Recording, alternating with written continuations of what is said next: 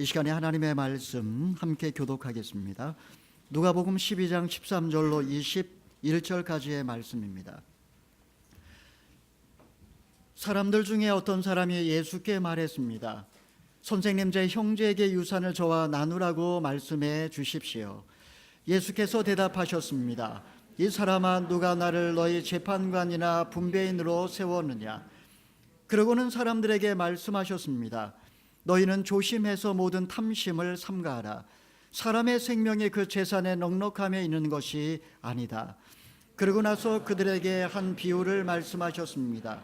한 부자가 수확이 잘 되는 땅을 가지고 있었는데 자, 어떻게 할까? 내 곡식을 쌓아둘 곳이 없구나 하고 생각했다. 그리고 말했다. 이렇게 해야겠다. 지금 있는 창고를 부수고 더 크게 지어 내 모든 곡식과 물건을 거기에 쌓아두어야겠다. 그리고 나서 내 영혼에게 말하겠다. 영혼아, 여러 해 동안 쓸 물건을 많이 쌓아두었으니 편히 쉬고 먹고 마시고 즐겨라. 그러나 하나님께서 그에게 말씀하셨다. 이 어리석은 사람아, 오늘 밤 내 영혼을 내게서 찾을 것이다. 그러면 내가 너를 위해 장만한 것들을 다 누가 갖게 되겠느냐? 함께 읽겠습니다. 자기를 위해 재물을 쌓아두면서도 하나님께 대해 부여하지 못한 사람은 이와 같다. 아멘. 2012년 12월에 두통과 구토 증상을 보이면서 병원에 입원한 삼성의 한 입원이 있었습니다. 그는 대장암과 폐암이 뇌로 전이되었다는 청천벽력 같은 소식을 전해 들었습니다. 이후 10개월 동안 죽음을 맞이할 때까지 모든 가족들이 함께 이 가장을 떠나보내면서 참으로 아름다운 시간을 보냈습니다. 이때 그의 아내가 쓴 글이 내 것이 아닙니다 라고 하는 타이틀로 인터넷에 올라와 많은 사람들의 감동을 주었습니다. 궁궐 같은 집과 그리고 예쁜 그릇들, 갖가지 옷과 명품 가방들, 아니 자랑스러웠던 남편까지도 사실은 내 것이 아니었다라고 아내는 고백을 하고 있었던 것입니다. 마치 내 것인 양 소유하며 자랑하며 그렇게 욕심을 내었던 지난날의 그 모든 무지와 교만을 눈물로 회개하면서 이 모든 것이 내 것이 아니라 바로 하나님의 것이므로 하나님께 돌려드린다고 그녀는 고백을 했던 것입니다. 이 글을 통해서 우리가 이 세상을 살아가면서 정말 소중한 것이 무엇인지 곰곰이 생각하게 만드는 글입니다. 여러분은 어떻습니까? 내 것이 아닌데, 내 것이 될 수 없는데 욕심을 부렸던 경험은 있지 않습니까? 다른 사람의 삶을 동경하면서 내 삶을 비관해 본 적은 없습니까? 내가 가질 수 없는 것을 갖고 싶어서 욕구 불만을 느껴본 적은 없었습니까? 이 시간에 우리는 인간의 타고난 끊임없이 끓어오르는 이 탐욕의 문제, 그것에 관해서 저와 여러분 함께 생각해 보려고 합니다. 오늘 말씀을 보게 되면 유산 상속 문제를 가지고 예수님께 나온 한 사람에 관한 이야기로 본문은 시작이 되고 있습니다. 선생님, 제 형에게 유산을 좀 나눠주도록 그렇게 말씀해 주십시오. 신명기에 보게 되면 유산은 큰아들에게 2몫을 주었고, 그리고 나머지 동생들에게는 동생의 형의 절반을 항상 나눠주도록 그렇게 정해 놓았습니다. 그런데 그에게는 놀부 같은 형 때문에 자신의 몫을 다 빼앗겼던 모양입니다.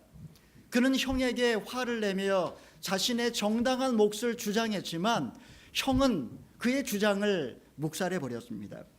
결국 두 사람은 유산 문제 때문에 의가 상했고, 그리고 결국 고민에 빠진 동생은 이 문제를 예수님께 들고 나왔던 것입니다. 지난 10일에 발표된 통계에 의하면 우리나라 40대 재벌 가운데 17곳에서 형제 간의 경영권 분쟁이 지금 있는 것으로 집계되었습니다. 굳이 멀리 가지 않더라도 우리 주변에서, 아니 우리 가족들 가운데조차 우리는 재산 상속 때문에 서로 마음이 상하고 의가 깨지고 심지어는 형제 간의 원수처럼 지내는 그런 경우를 왕왕 보게 됩니다. 어떤 면에서 보게 되면 자신의 유산을 빼앗겨 버린 동생이 피해자라고 여겨질 수도 있습니다. 억울한 처지에 놓여 있는 동생, 그는 주님 앞에 나와 위로를 받고 그리고 자신의 빼앗긴 유산을 되찾을 수 있는 지혜를 얻게 될지 모르겠다, 아마 그런 기대감을 가지고 예수님을 찾아왔음에 분명합니다. 그러면 예수님께서는 이런 그에게 뭐라고 말씀하셨습니까? 우리 14절로 15절의 말씀을 함께 읽어보겠습니다. 시작. 예수께서 대답하셨습니다. 이 사람아, 누가 너를 너희 재판관이나 분배인으로 세웠느냐? 그리고는 사람들에게 말씀하셨습니다. 너희는 조심해서 모든 탐심을 삼가하라. 사람의 생명이 그 재산에 넉넉함에 있는 것이 아니다. 예수님은 동생의 마음속에 숨겨져 있는 이 탐심을 보셨던 것입니다. 사실 동생은 흥부처럼 마음씨 착한 그런 피해자가 아니라 지금 자신의 몫을 빼앗겼을 뿐 그의 마음속에도 형과 동일한 탐심으로 가득 차 있었던 것입니다. 겉으로 볼 때 그는 분명 약자처럼 보였지만 그도 형과 똑같이 마음의 탐심에 노예가 되었던 것입니다. 이제 주님께서는 주변 사람을 바라보시면서 이렇게 말씀하십니다. 모든 탐심을 삼가하라. 사람의 생명이 그 소유의 넉넉함에 있지 아니하니라. 여러분, 이 말씀 속에는 사람들이 진리처럼 착각하는 중요한 명제 하나가 숨겨져 있습니다. 사람의 생명이 그 소유의 넉넉함에 있는 것이 아니다라고 주님은 말씀하셨습니다. 사람들이 진리처럼 믿는 명제는 무엇인고 하니 사람의 생명이, 사람의 행복이 소유의 넉넉함에 있다라는 사실입니다. 정반대로 말하면 물질이 없고 재산이 넉넉하지 않으면 그 인생은 불행해진다라고 하는 그런 말씀이기도 합니다. 그런데 주님께서는 세상 사람들이 믿는 이 명제를 잘못됐다, 거짓이다라고 지적을 한 것입니다. 여러분, 만약에 우리가 세상을 살아가면서 이 명제가 진리라고 받아들이면 어떤 일이 벌어질까요? 그 순간에 우리 마음속에 탐심이 싹트기 시작합니다.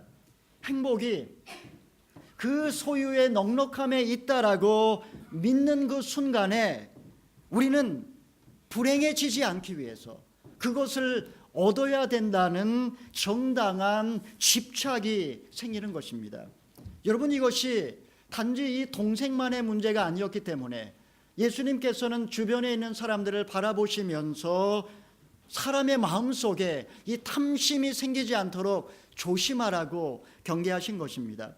여러분, 이것은 오늘날 우리 모든 인간에게도 동일한 유혹입니다. 우리 중 어느 누구도 돈이 전부라고 생각하는 사람은 없을 것입니다. 황금을 보기를 돌같이 알라고 했던 최영 장군의 그 가르침을 우리가 굳이 기억하지 않아도 우리는 돈이 전부가 아니라는 것 다 알고 있습니다. 하지만 만약에 오늘 우리에게 돈이 없다면 어떻게 될까요? 여러분, 당장 은행 계좌에 잔고가 바닥이 난다면 우리는 당장 목구멍에 거미줄을 쳐야 합니다. 돈이 있어야 먹고 살 수 있고, 돈이 있어야 자녀들에게 용돈을 줄 수 있고, 돈이 있어야 렌트비를 낼 수 있고, 돈이 있어야 간간히 문화생활도 즐길 수 있지 않겠습니까? 그렇기 때문에 오늘 말씀을 통해서 주님이 우리에게 주시는 교훈은 돈이 없는 것이 영성이요 경건이라고 말씀하시는 것이 결코 아닙니다. 예수님의 가르침의 초점은 세상 사람들이 진리처럼 믿고 있는 이 명제, 소유의 넉넉함에 행복이 달려있다라고 하는 이 명제 자체가 잘못됐기 때문에 너희가 탐심이 생기지 않도록 조심하라고 가르치는 것입니다.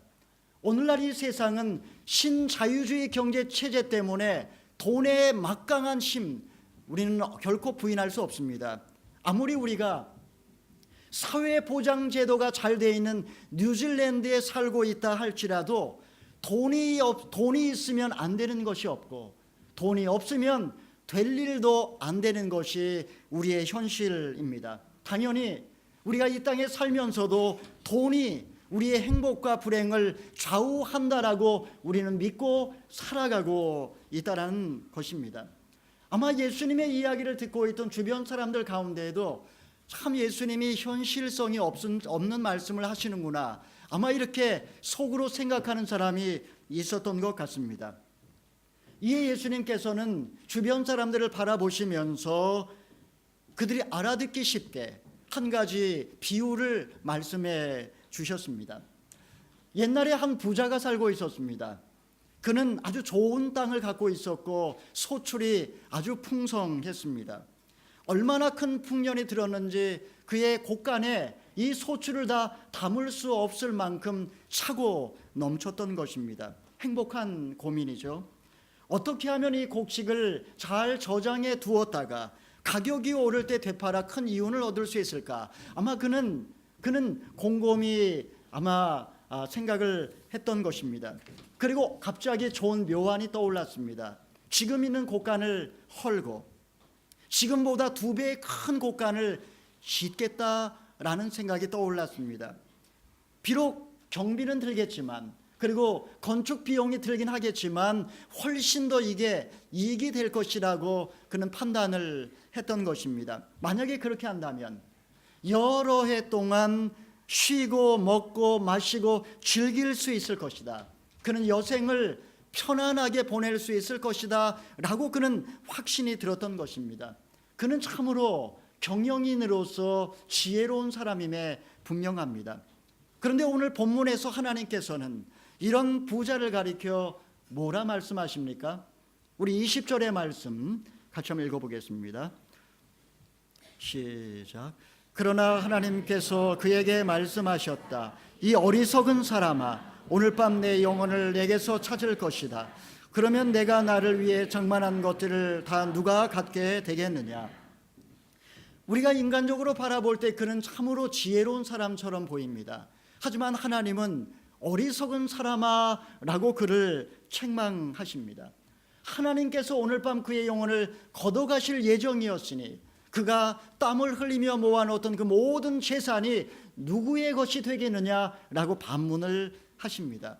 여러분, 그가 왜 어리석을까요? 우리는 이 시간에 본문 말씀을 통해 그가 왜 어리석은 인간인지 3가지로 정리해 보려고 합니다. 첫 번째로, 그는 생명의 주인이 하나님이라는 사실을 모르기 때문에 어리석은 인간입니다. 부자는 여러 해 쓸 물건을 곳간에 산더미처럼 쌓아두었기 때문에 여러 해 쓸 수 있기 때문에 자신이 여러 해 동안 살 수 있을 것이다 라고 생각을 했던 것입니다. 몇 년 동안 일하지 않고 유유자적하며 그렇게 한가롭고 걱정 없이 살 수 있으리라 그는 믿어 의심치 않았던 것입니다. 여러분, 이것이 바로 큰 착각이라는 것입니다. 지난 5월에 삼성의 이건희 회장이 호흡곤란과 심근경색으로 쓰러져서 이제 죽음이 임박했다라고 하는 소문이 돌았습니다. 여러분, 이분에게 여러 해 동안 쓸 돈이 없어서 죽음이 찾아왔을까요? 천만의 말씀입니다. 그분이 갖고 계신 재산을 보니까 약 13조 원 정도 됐다라고 나와 있습니다. 그래서 제가 그것을 한번 계산을 해봤습니다. 한 달에 1억 원씩 쓴다. 여러분, 1억 원씩 써보고 싶으시죠? 한 달에 1억 원이면 하루에 300만 원씩 쓰는 겁니다. 하루에 300만 원씩 몇 년 동안 쓰면 이 13조 원을 다 쓸 수 있을까요?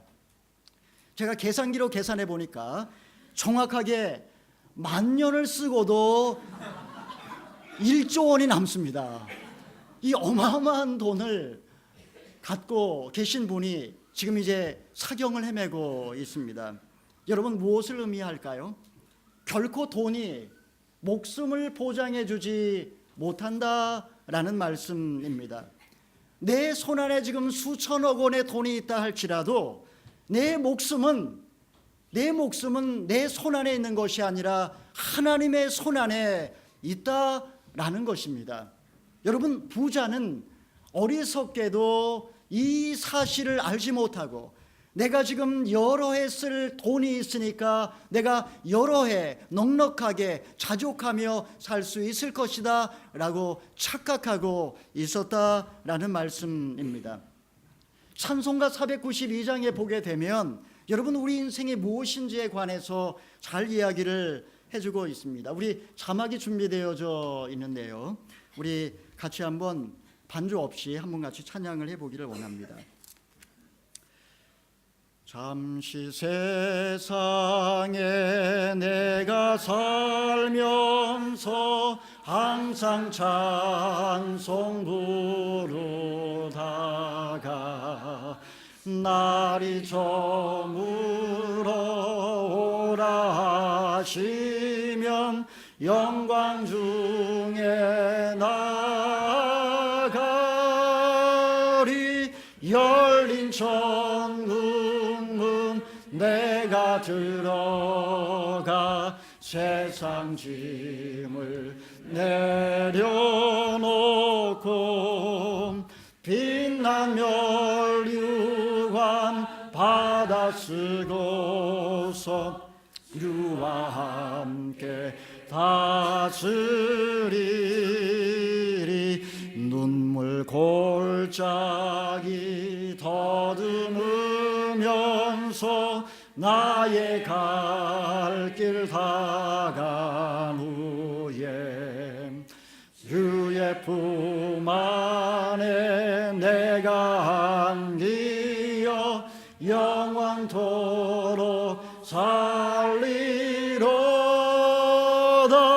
열린 천국문 내가 들어가 세상 짐을 내려놓고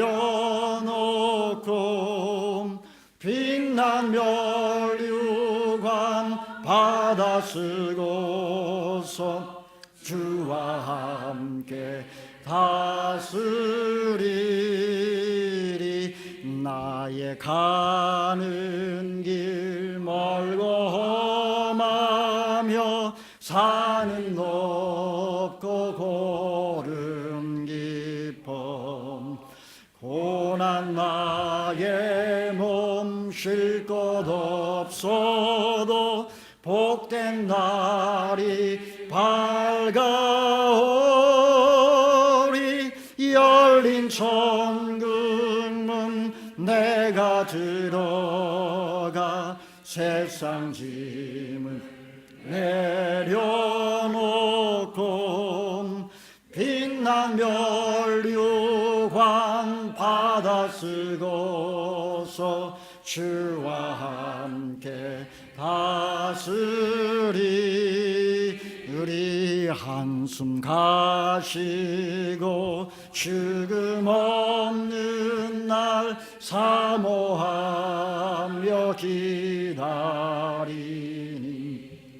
내가 그리던 주를 배울 때 나의 기쁨 넘치리라. 열린 천국문 내가 들어가 세상 짐을 내려놓고 빛난 멸류관 받아 쓰고서 주와 함께 다스리리. 여러분, 우리가 사는 세상은 영원하지 않습니다. 잠깐 후면 이 모든 것들이 순식간에 다 지나가고 말 것입니다. 천상병 시인이 말했던 것처럼 우리는 잠깐 이 세상에 소풍 왔다가 결국은 본향으로 돌아갈 것입니다. 모세는 우리 인간의 목숨이 얼마나 허망한지를 시편 90편에서 이렇게 노래합니다. 우리 시편 90편 5절 6절 같이 한번 읽어보겠습니다. 시작. 주께서 그것들을 홍수처럼 휩쓸어 가시니 그것은 잠 한숨 자고 일어난 것 같고 아침에 돋는 풀 한 포기와 같습니다. 아침에 싹이 돋았다가 저녁이 되면 이내 마르고 시들지 않습니까? 여러분, 어느 날 우리의 삶 속에 죽음이 홍수처럼 밀려올 것입니다. 그 순간에 내가 이 땅에 쌓아놓았던 그 모든 것들이 순식간에 다 무너져 버리고 마치 아침에 자랐던 싹이 저녁이 되면 말라 죽어버린 것처럼 우리의 인생은 순식간에 사라져버리고 말 것입니다. 여러분, 이것이 인생이라면 우리가 이 땅에서 어떻게 살아야 할까요? 오늘 내 삶이 마지막 날이라고 생각을 한다면 정말 겸허한 마음으로 하나님 그 영원한 천국을 바라보며 그날을 준비하며 살지 않겠습니까? 무엇보다도 이 세상에서 악착같이 더 모으기 위해서 발버둥을 치기보다도 저 영원한 천국을 준비하며 하나님 곳간을 채우는 삶을 살지 않겠습니까? 오늘 본문에 등장한 이 부자가 어리석은 이유는 하나님의 나라를 준비하지 않고 천국 곳간을 채우지 않고 오직 자기만을 위해서 살았다는 점에서 그런 어리석은 인간인 것입니다. 둘째로 부자가 어리석은 이유가 있습니다. 그것은 물질의 주인도 하나님이라는 사실을 그는 몰랐던 것입니다. 본문을 보게 되면 그의 말 속에 하나님이라는 말도 이웃이라는 말도 나오지 않습니다. 오직 그는 자기 생각밖에 하지 못하고 있습니다. 우리말 성경을 보게 되면 나라는 단어가 3번 나오지만 그러나 개역개정판 성경을 보게 되면 나라는 말이 6번 나오고 영어 성경에 보면 11번 나오고 그리고 헬라어 원어를 보게 되면 무려 13번 나옵니다. 그리고 19절에 보면 이 부자의 독백이 나오는데 이 부자의 독백을 원어로 직역을 하면 이렇습니다. 여러 해 쓸 물건을 너를 위해 쌓아두었으니 너는 평안히 쉬고 너는 먹고 너는 마시고 너는 즐거워하라. 그러니까 전체를 다 더해보면 나라는 말이 사실은 18번 나오는 것입니다. 이 짧은 구절 안에 지금 역사가 누가가 이렇게 나라는 단어를 무려 18번 쓴 것에는 분명한 의도성이 엿보입니다. 한마디로 말하면 이 부자는 그냥 부자가 아니라 자기 중심성, 이고센트리시티에 함몰된 사람이라는 것을 보여주는 것입니다. 대개 세상에서 자수성가한 사람들이 이런 경향이 있습니다. 그는 자신이 노력해서 번 것이기 때문에 내 것이라고 생각을 하고 그리고 내 것에 대한 집착이 강합니다. 하지만 정직하게 돌아보게 되면 이것이 틀렸다라는 것을 그는 곧 알게 될 수도 있습니다. 만약에 하나님이 비를 때마다 내려주지 아니하셨다면 그 사람이 이렇게 풍작을 거둘 수 있었을까요? 일꾼들이 새벽부터 저녁까지 부지런히 일해주지 않았다면 어떻게 무슨 재주로 이 많은 재물을 모을 수 있었겠습니까? 근본적으로 이 재물이 내 것이 아니라 하나님이 잠깐 맡겨주신 것이라는 것을 우리는 알 수 있다라는 것입니다. 내가 똑똑하고 잘나서 정상에 올랐다 할지라도 하나님이 축복해 주지 않으시면 어찌 그 정상의 자리를 지킬 수 있겠습니까? 내가 밤낮으로 노력해서 돈을 모았다면 하나님이 은혜를 베풀지 아니하시고 어찌 그것을 지킬 수 있겠습니까? 하나님이 주신 것이라는 사실을 우리는 곰곰이 생각해 보면 다 알 수 있고 그런 마음이 있을 때 나에게 큰 축복을 주셨을 때 그것을 베풀고 나눌 수 있는 삶이 되는 것입니다. 우리 잠언 3장 6절 10절까지의 말씀을 같이 한번 읽어보겠습니다. 시작. 내가 하는 모든 일에서 그분을 인정하여라. 그러면 그분이 내 갈 길을 알려줄 것이다. 스스로 지혜롭다 생각하지 말고 여호와를 두려워하며 섬기고 악에서 떠나거라. 이것이 내 몸을 건강하게 하며 내 몸의 영양분이 될 것이다. 내 재물과 내 수확물의 첫 열매로 여호와를 공경하여라. 그러면 내 창고가 가득 차고 내 포도주통에 내 넘칠 것이다. 여러분, 하나님은 내 창고에 곡식이 가득하게 하실 수도 있고 텅텅 비게 하실 수도 있는 분입니다. 하나님께서는 내 포도주통에 포도주가 넘치게 하실 수도 있고 바닥을 내실 수도 있는 분이십니다. 하나님이 모든 물질의 주인이라는 사실, 바로 그것을 인정하는 것이 경건의 시작입니다. 바로 그 이유 때문에 마틴 루터는 돈지갑이 회개해야 진정 회개한 것이다 라고 말을 했던 것입니다. 스스로 지혜롭다고 생각하는 사람은 내가 번 것을 내 것이라고 생각합니다. 반면에 물질은 하나님의 것이라고 생각하는 사람은 하나님이 물질의 주인이기 때문에 그 하나님을 두려워하고 그리고 공경과 겸손함으로 그분을 섬깁니다. 그럴 때 성경은 너에게 건강이 찾아올 것이고 너의 뼈에 영양분이 될 것이다 라고 축복을 약속해 주셨습니다. 우리 속담에 개처럼 벌어서 정승처럼 쓰라는 그런 말이 있습니다. 여러분, 이것이 정확한 의미가 무엇일까요? 여러분, 이 의미는 수단과 방법을 가리지 말고 악착같이 돈을 벌어서 정승처럼 떵떵거리며 살라는 말이 아닙니다.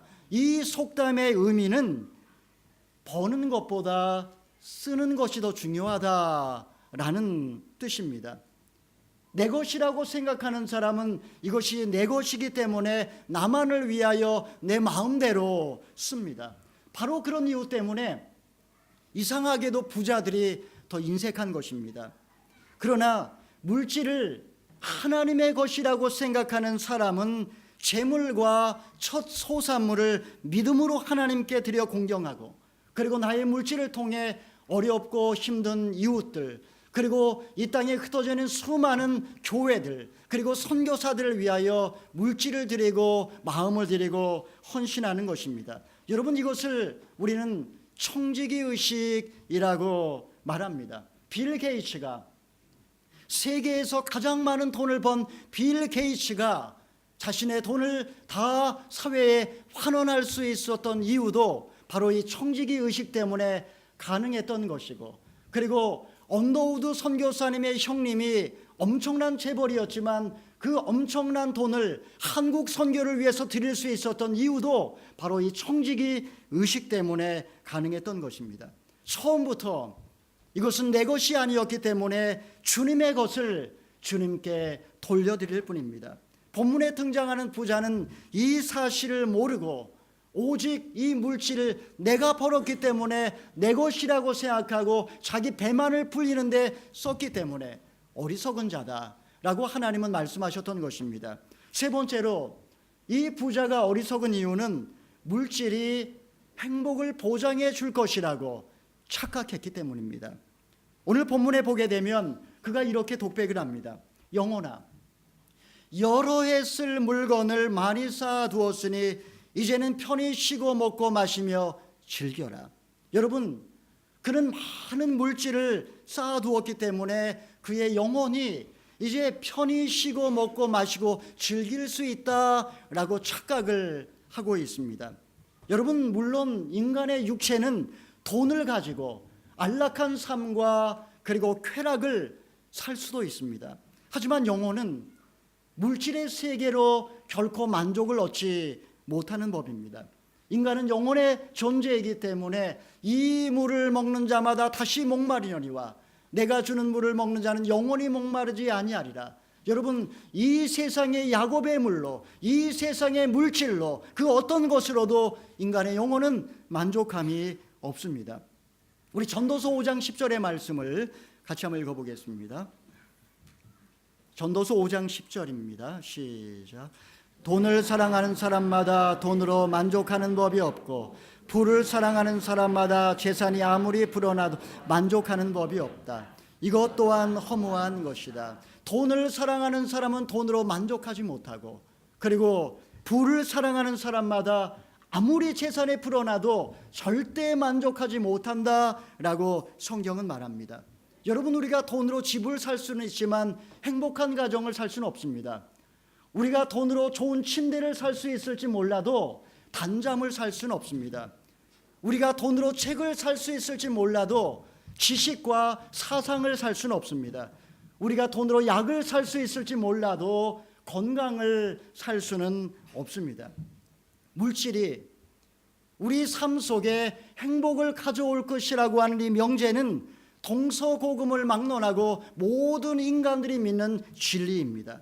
본문의 부자는 많은 물질로 이제 평안히 먹고 마시고 쉴 수 있을 것이라고 착각하고 있었던 것입니다. 여러분 한번 생각해 보십시오. 만약에 이 사람이 오늘 죽지 않고 오랫동안 살았다라고 하면 이 사람이 행복했을까요? 많은 분들이 젊어서 고생합니다. 우리 뉴질랜드에서 우리 자녀 교육을 위해서 애쓰고 땀을 흘리며 수고하는 우리 모든 믿음의 1세대들은 노후에 이 사회보장 제도가 잘 된 이 뉴질랜드에서 안정되게 여생을 보낼 수 있을 것이라는 그런 꿈이 다 있습니다. 여러분 만약에 우리가 노년이 되어서 연금을 받고 정말 아무 걱정 없이 하루 종일 먹고 놀면 행복할까요? 행복할까요? 다산 정약용 선생께서 이런 말을 했습니다. 이런 인생을 뭐라고 말했냐면 유생무생이라고 말했습니다. 번역하면 이런 인생은 살아있으나 죽은 목숨이다 라는 말입니다. 그는 할 일 없이 무의도식하는 인생은 세상에서 가장 경박한 사람이다 라고 지적을 했습니다. 일생을 땀을 흘리면서 일을 하고 하나님의 영광을 위해서 애쓰고 노년이 되어서도 더욱더 이웃과 차세대를 돌보고 섬기는 일에 거기에 진정한 보람과 의미와 만족이 있다라는 사실입니다. 오늘 본문에 등장하는 부자, 그는 이 사실을 알지 못하고 그냥 물질이 행복을 보장해 줄 것이라는 그런 망상을 갖고 살면서 오직 돈 하면서 사는 그런 인생이었기 때문에 하나님은 그런 인생이 어리석은 인생이다라고 말씀을 하고 있습니다. 이제 주님께서는 결론적으로 말씀하십니다. 우리 21절의 말씀을 함께 읽어보겠습니다. 21절입니다. 시작. 자기를 위해 재물을 쌓아두면서도 하나님께 대해 부여하지 못한 사람은 이와 같다. 우리가 인간적인 눈으로 바라볼 때 이 부자는 참으로 지혜로운 사람입니다. 그는 열심히 일했고 자기 관리에도 능했으며 시간을 헛되게 사용하지 않았습니다. 세상 사람들의 눈으로 볼 때 그는 분명 성공적인 인생이었습니다.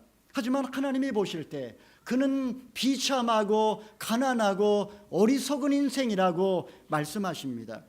오늘 현대인들 어쩌면 이 어리석은 부자의 모습과 같을지 모르겠습니다. 얼마나 처세술에 능하고 얼마나 세상 살아가는데 영악한지 모릅니다. 하지만 그 영혼을 바라보게 되면 하나님 나라의 곳간은 텅텅 비어 있습니다. 이 세상의 재물은 있을 때도 있고 없을 때도 있습니다. 이 세상의 재물은 잠깐이요 하나님의 나라는 영원합니다. 그런데도 이 세상 재물이 나의 삶의 행복을 보장해 줄 것처럼 그렇게 악착같이 돈만을 알고 살아가는 인생이 얼마나 불쌍하고 얼마나 가련하고 어리석은지 오늘 성경은 우리에게 보여주고 있습니다. 사랑하시는 성도 여러분, 어떤 사람이 진정 어리석은 사람이고 어떤 사람이 진정 지혜로운 사람일까요? 언젠가 썩어 없어질 재물, 결국은 남의 것이 되고 말 재물, 그것은 처음부터 내 것이 아닙니다. 물질의 소망을 두고 살다가 마지막 날 후회하는 어리석은 자들이 되지 않고 하나님 나라의 곳간을 채워 인생 최후의 날 진정으로 웃을 수 있는 저와 여러분이 되시기를 주님의 이름으로 축원합니다. 아멘. 우리 말씀에 의지해서 한번 기도하고 우리 예배를 마치도록 하겠습니다. 진정 어떤 자가 지혜로운 자인지, 진정 어떤 자가 어리석은 자인지 말씀을 통해 가르쳐 주신 주님, 진정으로 물질에 소망을 두며 악착같이 더 많은 물질을 벌기 위해서 애쓰는 인생 아니라 진정 영원한 하나님 나라의 소망을 들고 살게 하여 주시옵소서. 하나님, 이 뉴질랜드 땅에서 정말 하루하루 먹고 사는 것이 쉽지 않지만 하나님, 그러나 물질의 노예로 살지 아니하게 주여 도와주시옵시고, 너희가 먹고 살 수 있다면 족한 줄로 하라고 말씀하신 대로 하나님, 우리가 탐욕의 노예로 살아가지 아니하고 주여 물질의 청지기로 살게 하여 주시옵소서. 물질로부터 자유할 수 있는 믿음을 더하여 주시옵시고, 주여 우리의 인생이 하나님의 손안에 있고 물질도 하나님의 것이며 우리의 삶이 하나님께만 오직 행복이 있는 줄 믿고 주여 믿음으로 살게 하여 주시옵소서. 주여 한번 외치고 기도하겠습니다. 주여